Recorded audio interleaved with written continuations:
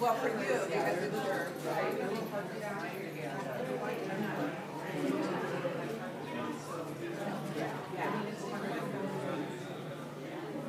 I'm guessing that. I think it is, yeah. Last time I was like in Central Ohio. Yeah.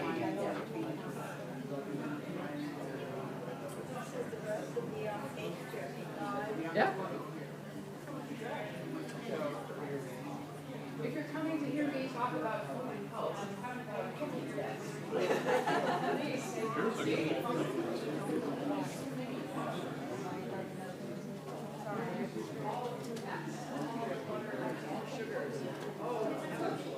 I got the last one.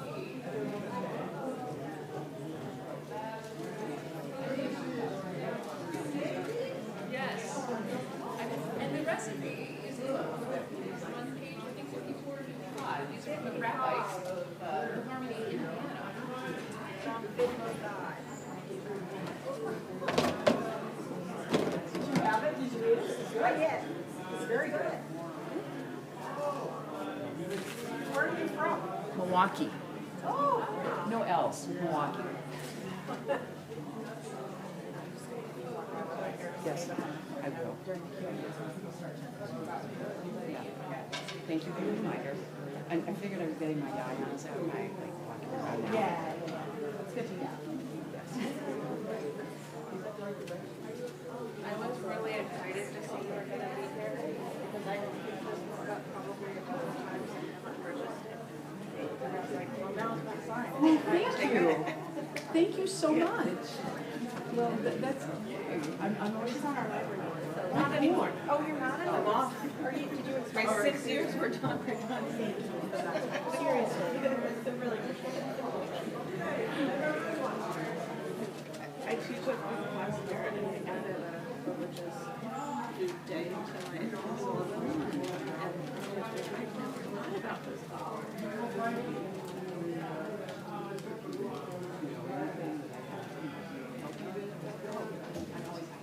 All right, that's not where I will take you. Thank you.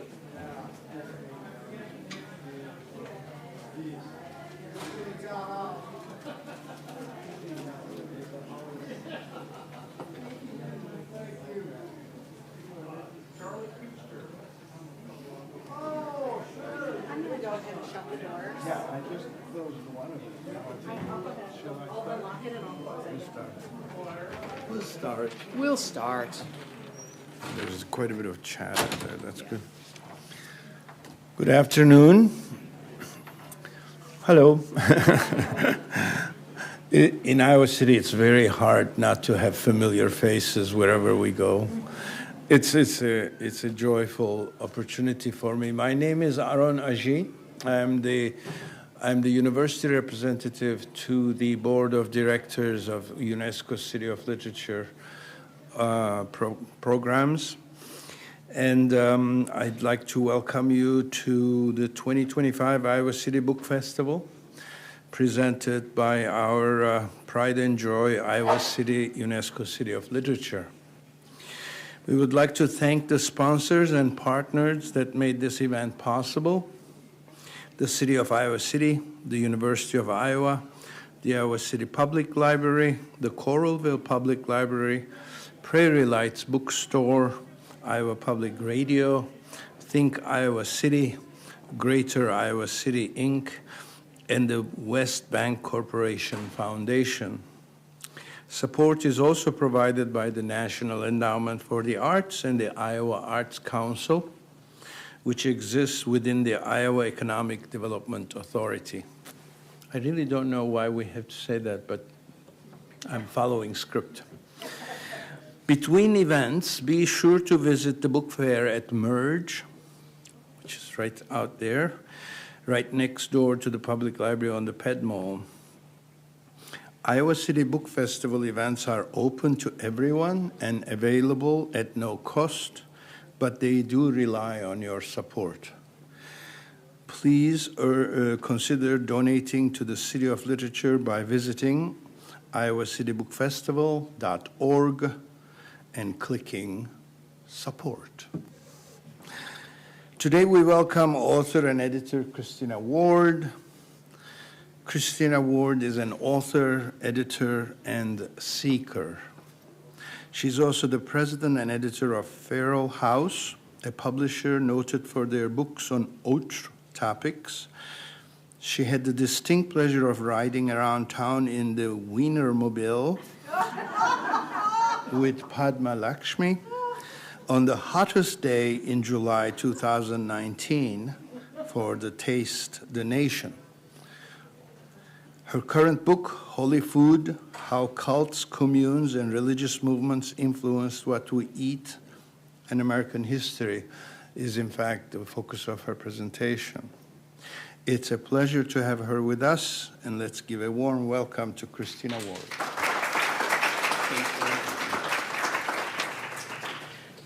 Thanks for coming, everyone. I know there's so much going on today, so I really appreciate you deciding to kind of hear my spiel, what I have to say about cults, communes, new religious movements, and food. I wrote the book because I love food. Food's important to us. And I became fascinated at a very early age about that connection of what people believe and how that influenced what they ate. And it sent me down the rabbit hole of investigating. And so instead of boring people at bars, telling them about, wait a second, did you know? I wrote a book about it. And so, which is what you have. The book itself has both history and recipes, because as I was telling someone earlier, I believe that, especially when you're talking about history, it's more than just the big names, and it's more than just the facts and figures. So when you see a recipe, when you can eat the food people were eating, sometimes it makes a little more sense. It kind of cements these ideas. So the first thing is, I'm going to do a couple, just what I'm going to talk about. I love when I go to different cities to talk about their cults and communes and things, because every state has them, and they may not be aware of them. So I get to tailor it and talk about the cults in Iowa, which I'm going to do today.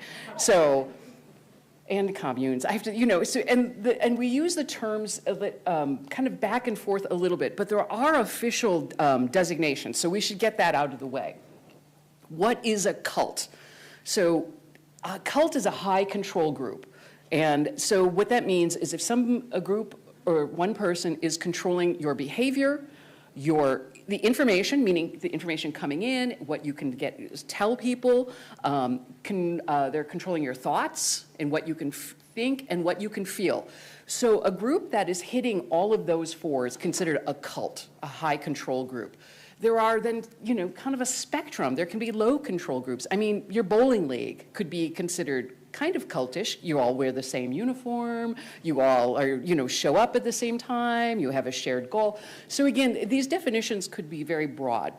Let me say I'm coming at this with no dog in the fight as to a religion or any other. To me, it's so interesting and observational about just how people develop practices and over time. So if someone is a very true believer, strong believer in something, please know that anything I say is about the practice and not about the belief. So with that being said, let's dig in and start at the beginning, because that's what we have to do to understand. So it won't be a full, history of religion, but there's a few facts we need to know before it makes more sense. And some of the earliest food rules were, thousands of years ago, and we see the image is unclean food, clean food, haram. And so rooted in the kosher food rules and the kashrut in the very early old, what Christians would call the Old Testament and the books of, the early books of Numbers, you've got all of these rules. Now, if you were a food scientist and you followed the food rules, you would be very healthy because a lot of the food rules were about food safety. People think about not eating pork, and why don't we eat pork? Pork is filthy. It's not filthy in the way we're thinking about rolling around the mud. It tends to host a lot of parasites and pathogens. And so if you're cooking over, a wood stove, a wood fire, it would be hard to kind of regulate some of that. So God says, don't eat that. And so that is the kind of genesis, if you will, of all of the food rules that come to America in a modern sense, because then we mix it up as we are the great melting pot. We do that with our food. We do that with our religion. And so that is the one element. So we have to think about, okay, the kosher and haram food rules. And then, of course, from the East and the Indian and Hindu traditions, again, Hindu not being really, but we'll call it, that's an English word, in the Hindu tradition called prasadam, which of course it means holy food.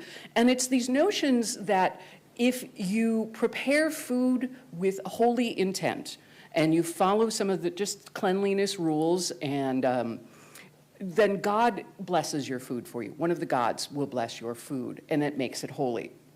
Now, that sounds very, very reverent, but know that every culture is also irreverent because, that's an actual ad. So we see that's Bhaprabhata on the bottom, not the Krishna, of the Hare Krishnas. And the Hare Krishna is very influential in American food and essentially introducing kind of Indian foods to the United States. The other thing we need to keep in mind when we talk about feasting and fasting, every religious tradition has a notion of feasting to celebrate God's benefits and God's gifts to people.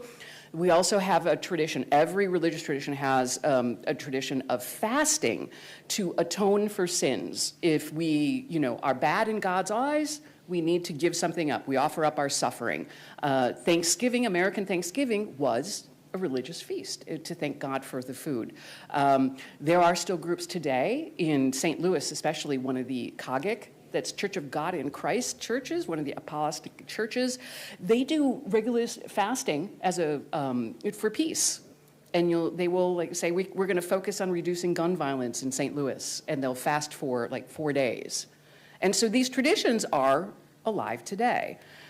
The other element to keep in mind, and that is a very silly illustration of Emanuel Swedenborg, who was the great Swedish science philosopher in those days when science and philosophy were essentially the same thing. Was he right about electrons? He was. He also thought that those electrons help us talk to God, and was really one of the early progenitors of what became the spiritualist movements.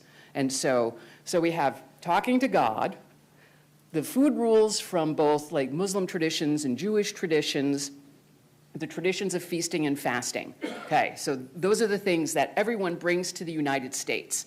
And when we get to the United States pretty early on, the other element, of course, is our First Amendment. And that idea that we cannot prohibit or prescribe any religiosity, any religious belief at all, helps people decide and become and grow in a different spiritual pathway. If you think about in Europe, there's still Church of England. Religious organizations are regulated. Scientology is illegal in Germany. Jehovah's Witnesses are illegal in Russia and other places. So the United States becomes now this mix of, we've got all these different food kind of traditions and rules, comes to the United States, and there is no government telling you what to do about how you believe. And so that really came to light in the earliest immigrants. Of course, when we think about the Pilgrims, they were religious exiles. They were Calvinist, super fundamentalist Protestants that were at odds with the Church of England. They kind of went over to Amsterdam, which was considered a more freer place.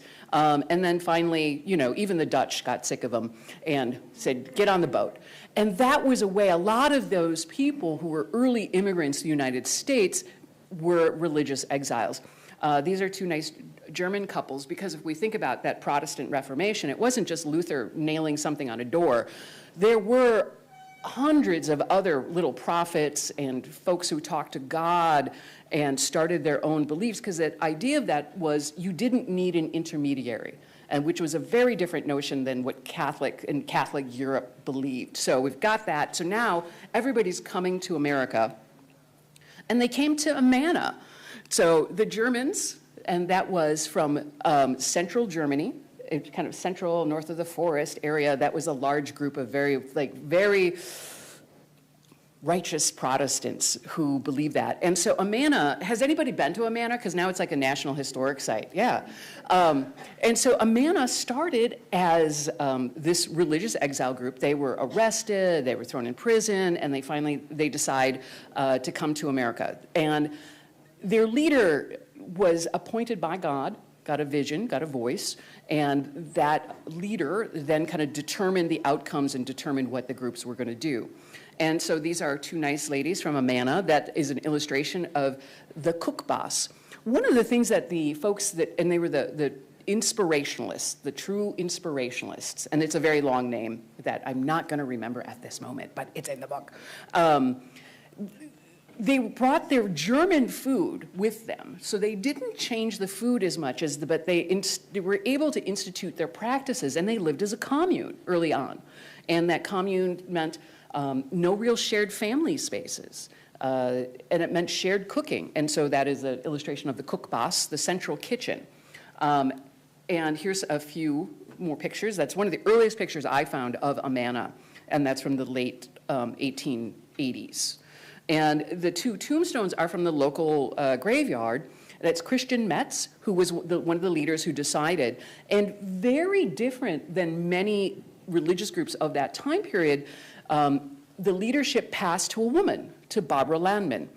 And she was actually much more conservative, and that would happen in Amana. Is depending on who was in charge, they would make, you know, the revelations from God. And she was a pretty hard-nosed person, and so she banned any celebrations of Christmas and candy and books and all that stuff. It was fairly austere. But there's pictures of, again, other Amana colony residents in doing the work of food. They're very critical in American food development, especially in this area, for one reason. See, there's Amana today. They're still serving the kind of German food, is the refrigeration division, Amana food freezer, and then the woolen mills. But more to our discussion is the Amana colony, the folks in the Amana were the ones who really nailed it on getting refrigeration right. I mean, prior to that, it was like ice boxes, and you know, if you were poor, you just had nothing, and you did food preservation the best you could. So the real revolution and for food with Amana is that really, we'll call it invention of refrigeration. Amana was very different than most cults and communes and new religious movements in the sense that they chose to dissolve themselves. Most groups follow, and this is kind of an important kind of notion about what the difference between what's a new religious movement, what's a cult, is there can be a really illogical concept that somebody's believing, and then they take it to its logical conclusion or extreme. And oftentimes that is a bad result. But sometimes it becomes milder. And so you see that kind of branch off, usually post the founder. It usually becomes much milder or very extreme. Amana voted to dissolve themselves. They became a non-stock corporation, and they equally shared out stock to all of the people living in Amana, those families, and those are very wealthy people to this day, unless they squandered it, but you know. But it was an example of an actually very successful group. After the Germans came, and those were mostly the pietists, and we think about Amish, Mennonite, Hutterites, the inspirationalists, they're all of the same belief system. But then the English came in and brought something else and new, and you could see this this kind of crazy kind of timeline / family tree. Okay, stay with me. There is a belief that there are lost tribes of Israel. Of the 12 tribes, there's a lost tribe. Starting in the 1600s, some very, very white British people decided that they were the true Jews. The other Jews, not so much. It's them. And so therefore, they are the inheritor of God's kingdom. And so there were some really convoluted thought processes to get there, and this is an example of one. The notion of like British Israelites or Anglo-Israelites is a really critical, like weird thread that we need to follow, because what happens is it was really popular. It started in the 1600s and then kind of got revived in the 1800s, where people legitimately were believing this. I mean, 5 million people in the United States were members of the group. And so this was like a legitimate belief, because it informs, if we go back to our little history of like central western New York, the Great Awakening, the burned over area. And it was a time, now we've got a lot of immigrants, we've got a lot of people coming over.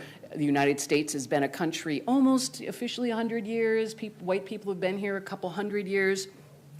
In central New York, there's a preacher that comes through named James Finney, and he just kind of lights everybody on fire with the spirit of the Holy Ghost. And so the people you see there, the three sisters are the Fox sisters, the famous knocking of the spiritualists. The man afraid of the light is Joseph Smith. William Miller is that very dour fellow in the corner, and you would be too. Here's a tip if you're going to start your own kind of cult. Don't give a date for the end of the world. It doesn't work out. And Miller did that, and that is, with the other image you see, that crazy, is his calculations from the Bible to show when the end of the world was happening, and it was going to be 1844. And so you've got all these people in central New York just losing their minds. God is talking to everyone, and and people aren't quite sure what's saying. So after the end of the world didn't come in 1844, Joseph Smith picks up the mantle a bit, and Joseph Smith, of course, being the founder of the Latter-day Saints of Mormonism. One of the tenets of their belief, lost tribe of Judaism.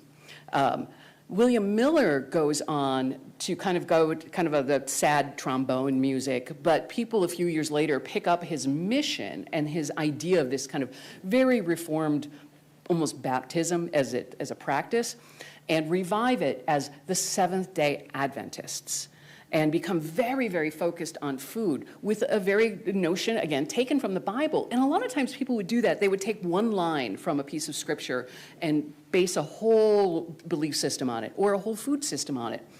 For the SDA is the notion of your body is a temple and it belongs to God is very important, because that became the mission, that it is not just you want to be healthy, you must be healthy. You must take care of your carcass because God needs you to take care of it. They became vegetarians. They eschewed any kind of coffee stimulants, and which is, again, the Mormons did that. So the other notion here is all of these people knew each other and interacted with each other in the 1840s.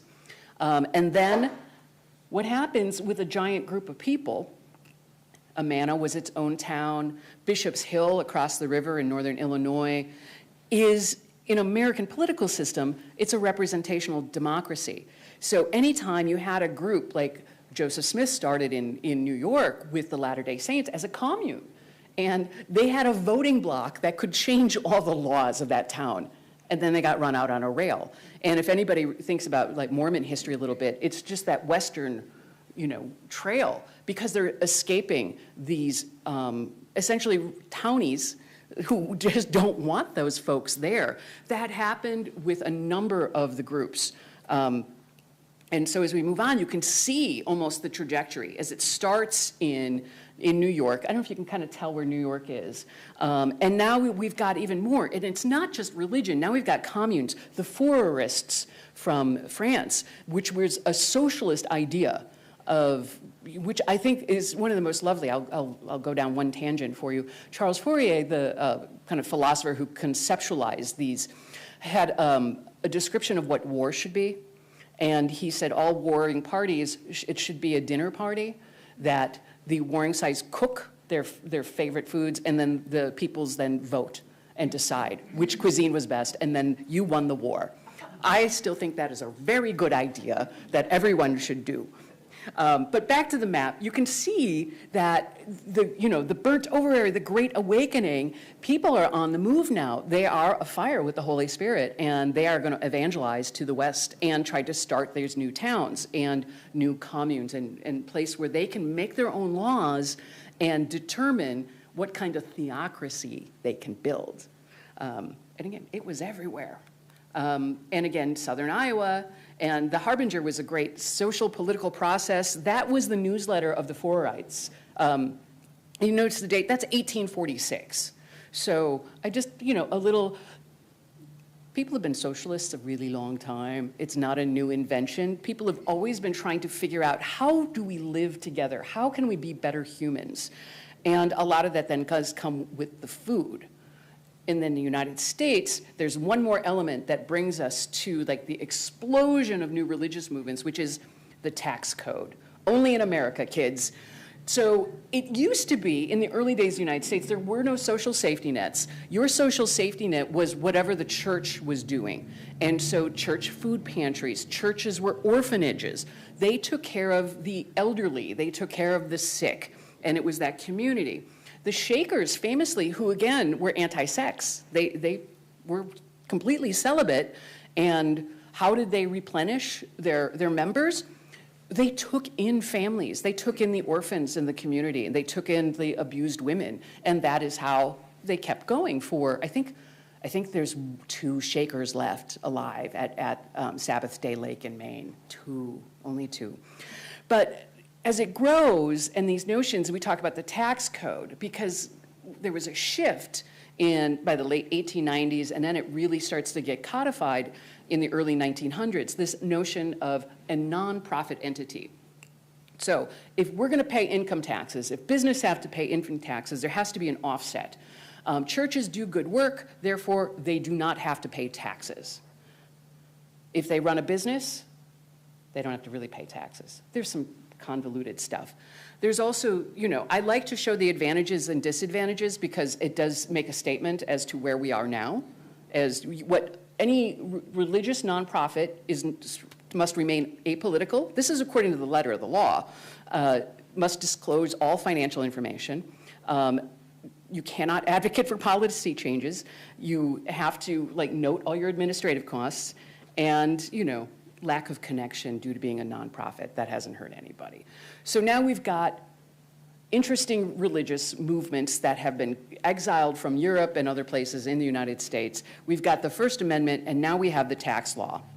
And now it goes crazy with people moving west. So I'm going to go to Los Angeles for a minute because I'm coming back to Iowa. Charles Parham, originally from Kansas. William Seymour, originally from, he was from Virginia. And these 2 men were the founders of the apostolic movement, which is Assemblies of God, if you're familiar with that at all. That is, again, the first ideas of speaking in tongues, God speaking directly to you, the miracle of like the Shakers did, of kind of uncontrollable body movements. And so that started at the Azusa Revival in Los Angeles in the early 1900s. It was bonkers. Thousands and thousands of people were coming to be saved by the Holy Spirit. Other preachers from these newer traditions were coming to Azusa to say, what are they doing right? Because they've got full houses. And so that is how this new fundamentalism and apostolic faith really started taking off. And it came back to Iowa hard. And so by the early 1900s, it was a very fundamentalist Protestant. And in that great circle, because the religion came to Iowa, then the Iowans came to Los Angeles. I don't know, does anybody have relatives in Long Beach or LA? Okay, Long Beach, California is called Iowa by the Sea. And they still have a yearly Iowa reunion, big picnic at the big park out there. And that because people in Iowa were so taken by this new religion, to the assembly, is a lot of them then migrated out to California because, hey, the weather is better. I mean, I'm a Wisconsinite, so I can say that. And so now we've got this, like, really the fervor of new religion. That's Amy Semple McPherson. And the idea then, too, is how do we keep the people in the seats and the food? You notice it's a commissary.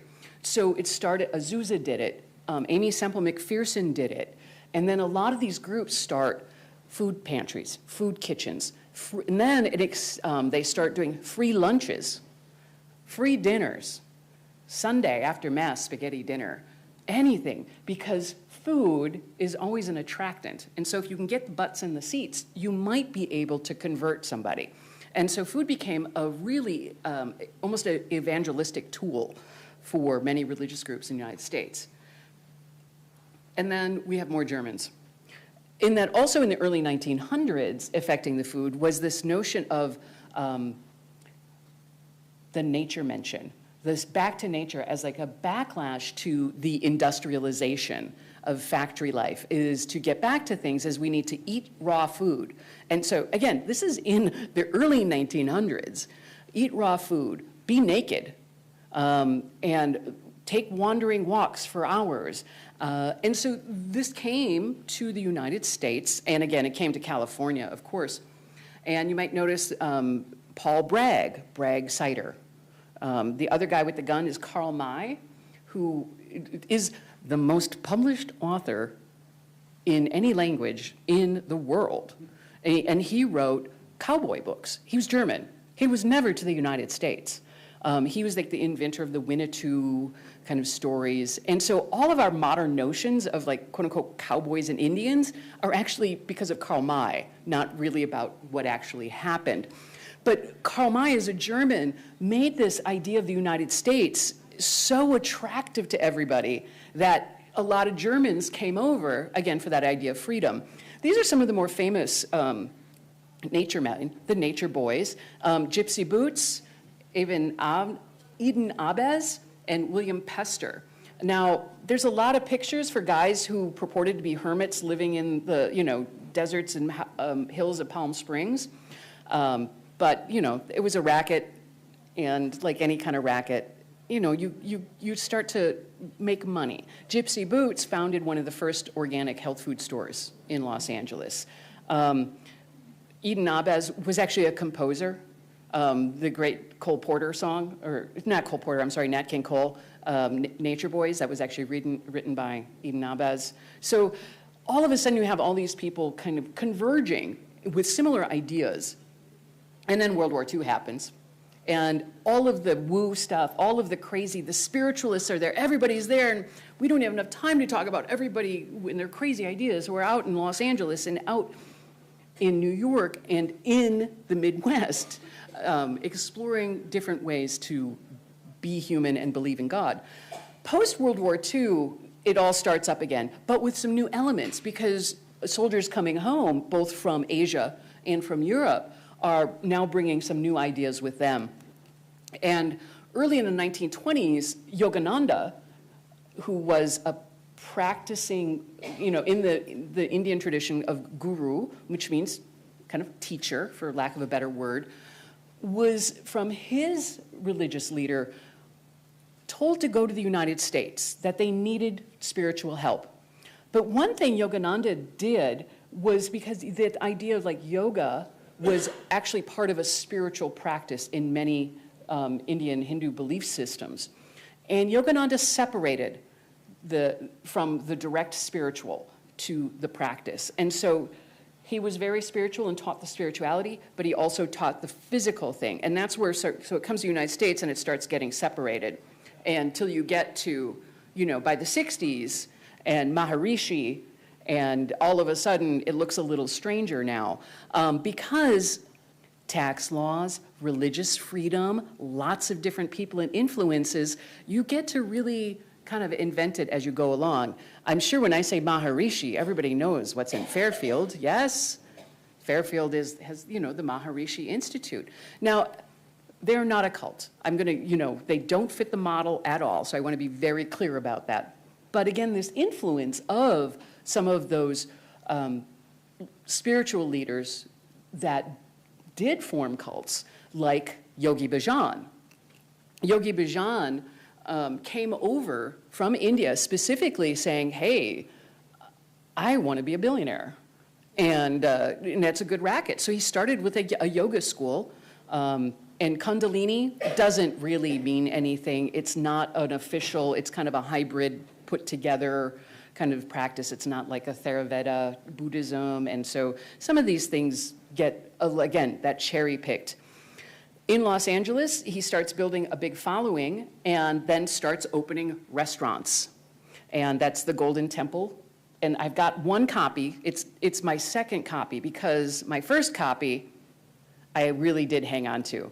So that is actually what I found in the page when I got it secondhand.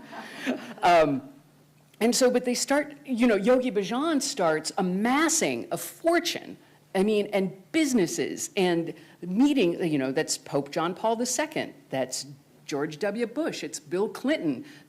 Doing the uncomfortable dance is, the recently deceased governor of New Mexico. Thank you. And so, amassing this power, but through food, the restaurants, publishing cookbooks, and then his food businesses. All right, here, I'm going to walk away for just a second. Everybody loves kettle chips, right? They're delicious, and they're owned by a cult. Yogi Tea, same cult. It's Yogi Bhajan. So the influence of the food is, so we're eating this today. Now, Yogi Bhajan died early 2000s, and the religious organization and his family are still fighting over the billions, $14 billion, because the church organization is saying, well, that's our money. And the family's like, it was all a scam, you guys. It's our money. So that's still locked up in the courts. But that shows the influence, again, if someone using both belief and laws and a business acumen to, make some money and make some food. The other ones out in LA, remember, I'm old, I remember seeing Jack LaLanne on Johnny Carson.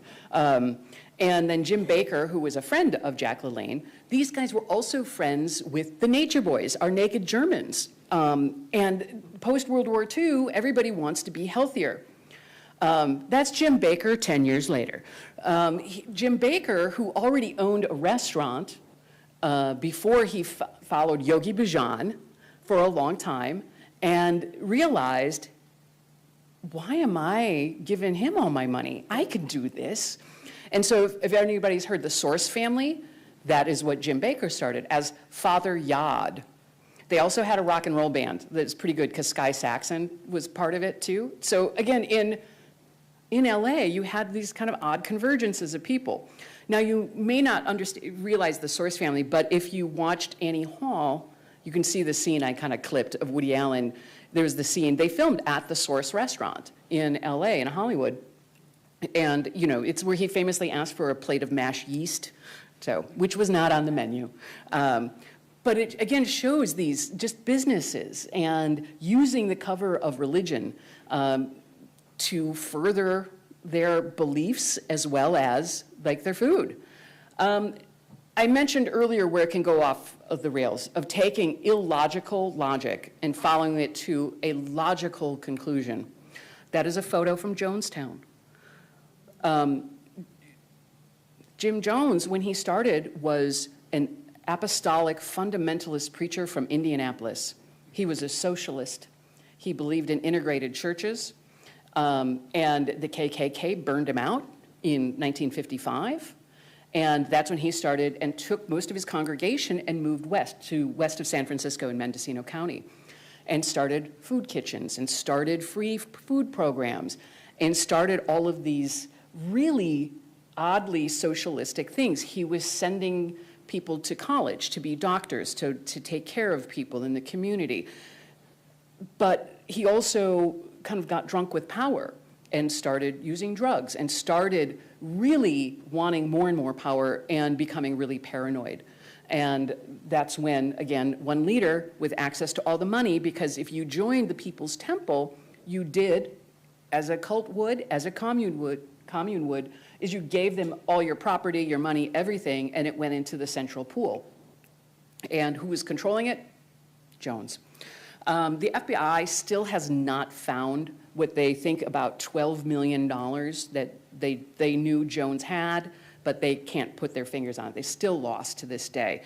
Jones' paranoia and his belief about what the end of the world was going to be just became so all-encompassing, is then we know we had the tragedy at Jonestown. But again, he started as a farm boy from Indiana, and it ended, with thousands of people murdered. That was not a choice those people had. They were murdered. So we have to be careful sometimes when we talk about what is the group and when is it benign, when is it not benign.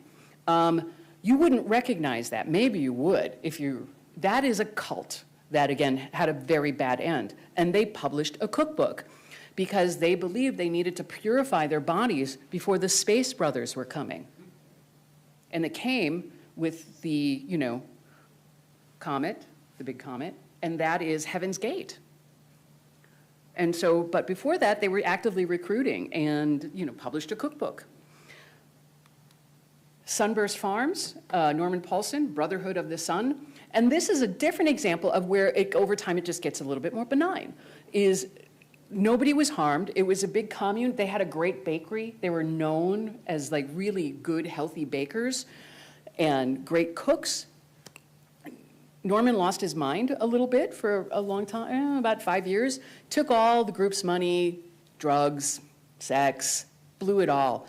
When he finally died, his wife, Patty, who they still own the place, she totally revamped it, and now it's a yoga retreat. It's a wellness retreat. So you can still go out to Sunburst Farms.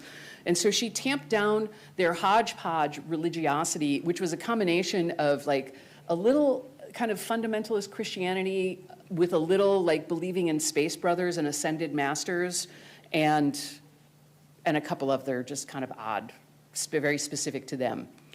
Again, this is one of my favorites because he has a ridiculous name, Adi Da. He was not born that. It was Franklin Albert Jones. And then he had a bunch of, he's got some good ones. Baba Free John, Da Love Ananda. I'm not even going to go on. But so I want to talk about him for just a second because, again, this illogical notion of purification of the body is his diet, when we are spiritually pure, finally, we should be able to be living on air alone. He was the progenitor of the breatharianisms. But until you get to that point, there's like one green smoothie. You're supposed to eat this green smoothie once a day. Don't do that because you probably get alkaline poisoning but once a week, okay. And that leaves us a little bit to where things are today. And because that's one of the things that I've been asked is like, are there still the food cults and things around today? And there really are, but they're just a little more subversive. And it depends on like how you're gonna think about it. So Loving Hut is great. If you've been on the West Coast, there's a bunch of them on the West Coast. It's a vegan kind of pan-Asian restaurant. It's really good. The woman who like leads the group is Buddhist, kind of a form of Buddhism, and her big thing is just world peace. You just chant for world peace and go to their restaurants. Now, the reason a lot of these groups had restaurants and food-related businesses is, again, it's a mission. Has anybody worked in a restaurant? All right, or own one? Then if you run a restaurant, one of your biggest cost centers is paying your staff. If your church owns the restaurant, if it's a religious and working at the restaurant is part of your religious mission, you don't have to pay your staff. And that's a pretty successful way to earn some money in the restaurant industry. And that's what the Loving Hut does. So if you go to a Loving Hut, they're pretty gentle. They have just all of their like kind of material on the side by a table. They are not like actively proselytizing, but if you pick up the material and want to talk to them about it, they will talk to you about it.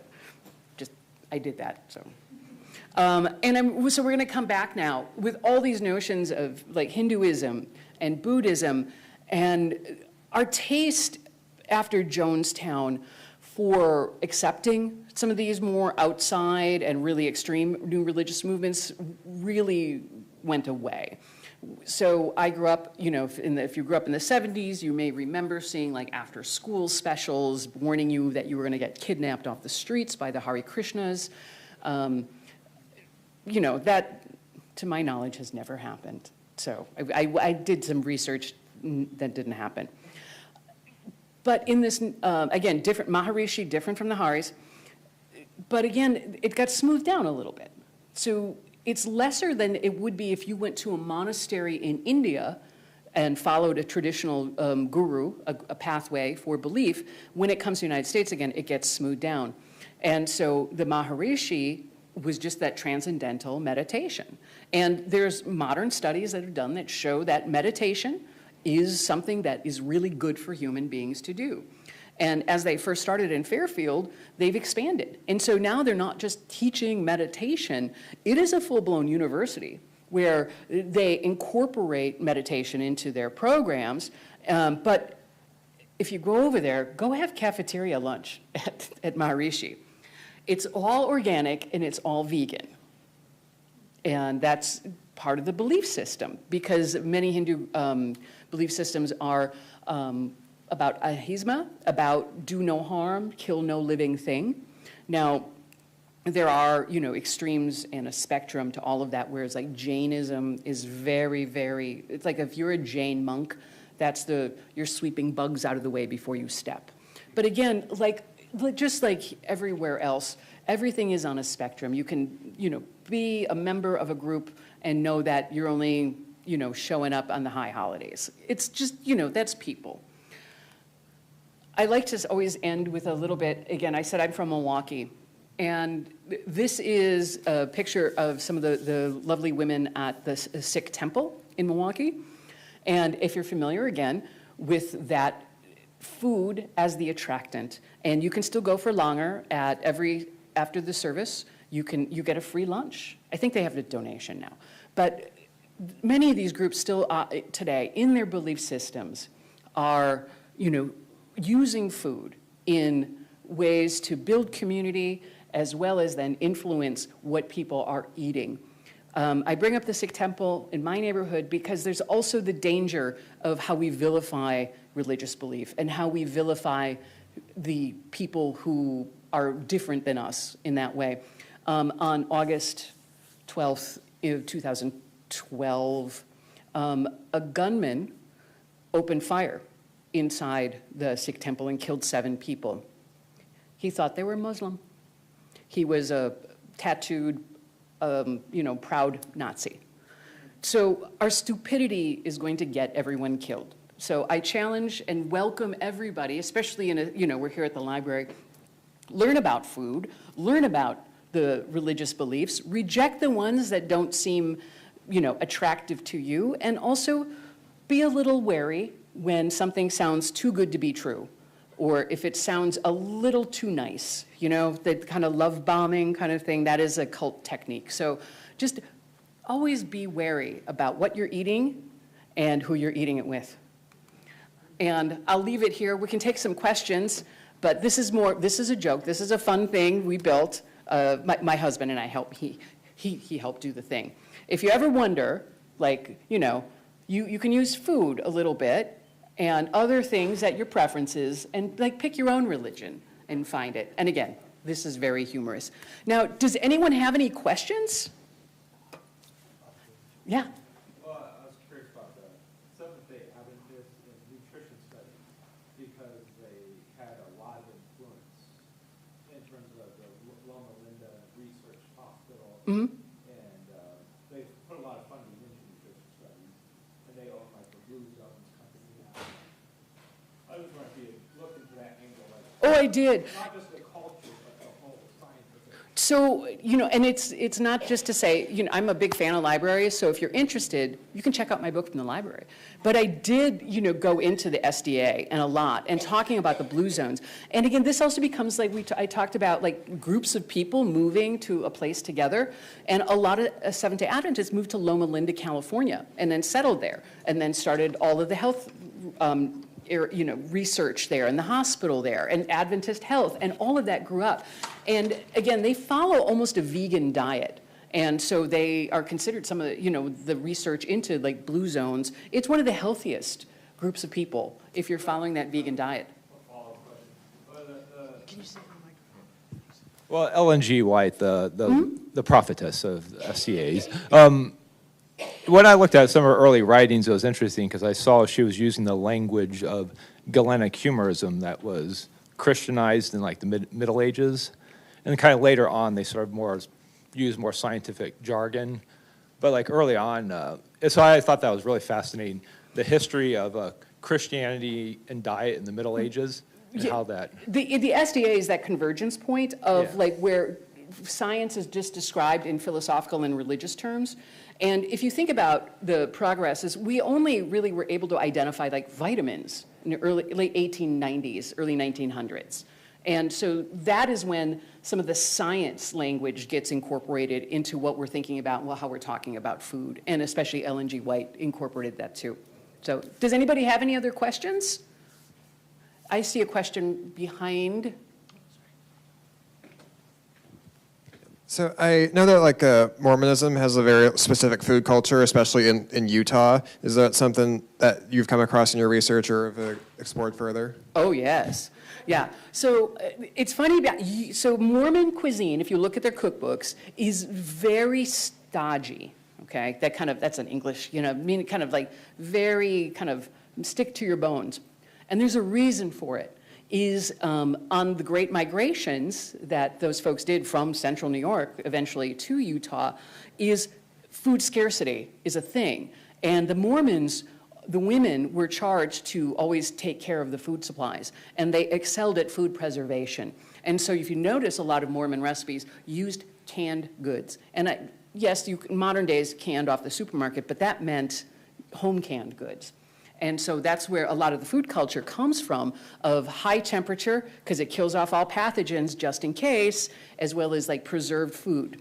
The other thing that we're seeing now, modern times, that is influenced by Mormonism, is, I don't know if you guys have them out here, like the soda parlors, where they do the fancy sodas and the mixes. They're approaching quickly. Yeah, that's a Mormon thing that started, is because, again, no caffeine, no stimulants, though the sugar kind of sneaks by there. And so, the equivalent of a coffee house here is the soda parlor in Provo. And that's where like the young people go and hang out, and you can mix flavors and make crazy soda pop flavors. And, and now it's becoming a real business and franchises. If you want to start your own parlor, you sure can. But again, that's the religion influences the food influences the religion, and all of it comes together in strange ways. Any other questions? Yeah. Okay. Oh, sorry. Thank you. I have a question, sort of. If we were in Michigan, would you be doing Kellogg? I would be talking about Kellogg, but actually I would probably be talking more about the House of David. I mean, is everybody familiar with the House of David? House of David, Benton Harbor, Michigan. They were famous for their food. They again believed themselves to be the lost tribe of Israel. And so, but it was still fundamentalist Christian. And so, but they had served kosher food. And it's right around there was a train directly from Chicago. So it became, their big moneymaker was a resort they built in Benton Harbor, Michigan. And so Chicago Jews would actually go there as a resort because they're like, the food's kosher, it's close by, it's fun. They didn't really care that the folks were like kind of off in the crazy world. We know about the House of David more because they also had a traveling baseball team. And so there's famous pictures because they dressed like they had side locks, long hair and long beards, and would play ball in that full hair and get up. So that's why, so House of David, they're very fun. Any other questions? I think you had a question? I was going to ask, do you have anything in your book about Native American No. culture? No. Their eating patterns? No, because it was, and there's a reason, and I could talk about food and everybody forever, but I had to narrow things down a little bit. And so this notion of like new religious movements. Now, were a lot of especially in the 60s era, some of these communes influenced by perceived Native American culture? Absolutely. When you look at some of those 60s groups, A lot of them, especially in Arizona, New Mexico, and Southern California, were just adopting really like pastiche of Native American belief systems and kind of making it their own. And so that was definitely an aspect of the belief system, but it was never much on the food. It didn't affect the food as much, so it kind of left that aside. Well, the big issue, if Native Americans adhered to their customary diets, they would not have the rate of diabetes that they have. Sure. Because they've adopted processed foods. Well, that's everybody. If none of us ate processed foods, we'd be a lot healthier, They yeah. have a very high percentage in their population. Mm-hmm. And so there's a movement to go back to the, Right. like all of us, to go back to more simpler, basic diet. Sure. Have you, Sean Sherman up in Minneapolis, Owami, and I'm from Wisconsin again, there's a lot of great native like chefs in Wisconsin and Minneapolis, so, you know, all of the, you know, Lakota people are trying to bring it back. And so you can go to the shops and get Red Lake harvested wild rice, and, you know, so people are trying and trying to bring it back to consciousness, yeah. Any other questions about anything? Okay. Thank you. Thanks so much for coming. Feel free to come up and have a look at a book or